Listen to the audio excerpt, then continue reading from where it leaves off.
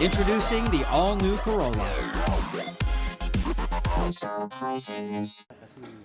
Kyle Cruz's testimony is crucial to the prosecution, which could help land a conviction against Raymond Torres Tatautau in the absence of Rebecca Piper's memory. Piper was the victim of a vicious beating on April 20th that has now left her partially paralyzed. She has also testified that she has no memory of the night she was attacked. And police believe Tatautau is responsible for Piper's life-altering injuries.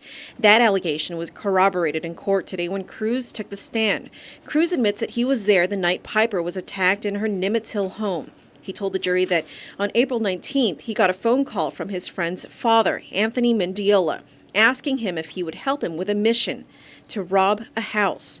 Cruz agreed and was picked up a few minutes later in Jigo. Inside the car, Cruz notes, was Mendiola in the passenger seat. The driver, he says, was Tatautau.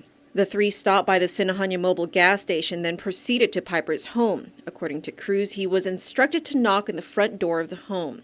When no one answered, Cruz says he went to the side of the house and knocked on the sliding door. While knocking, Cruz says Tatautau leaned against the wall in an attempt to conceal himself from the view of the resident. Moments later, Piper answered the door, says Cruz, who said he began asking for directions but stuttered. That's the moment when, Cruz told the jury, Tatautau attacked Piper, who screamed as Tatautau pushed his way into the sliding door, then tackled her to the ground. Still screaming, Cruz says Tatautau told Piper to shut up, then pistol whipped her with the handle of an airsoft gun on her mouth. Cruz handed the duct tape over to Tatautau, then followed Mendiola to ransack the house. Cruz told the jury that during the raid he stole a small camera, a cell phone, and a black bag filled with clothes.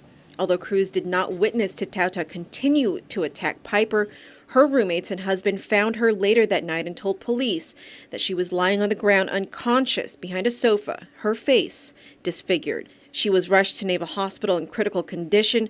Piper suffered from severe brain trauma and was hospitalized for weeks. The crimes sparked community outrage because Tatautau was once a named defendant in the Crown Bakery assault just 6 months earlier.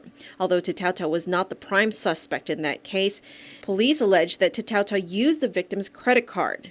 The charges against Tatautau in the Crown Bakery case were eventually dismissed. He became a free man. 6 months later, Tatautau was arrested for Piper's beating. After learning that another woman was brutally attacked by Tatautau, Monique Baza, the Crown Bakery victim, came forward and publicly shared her story with the media, blasting the AG's office for dropping the ball in her case. At the time, Baza lamented that if Tatautau's charges had not been dropped, then Piper's beating could have been prevented.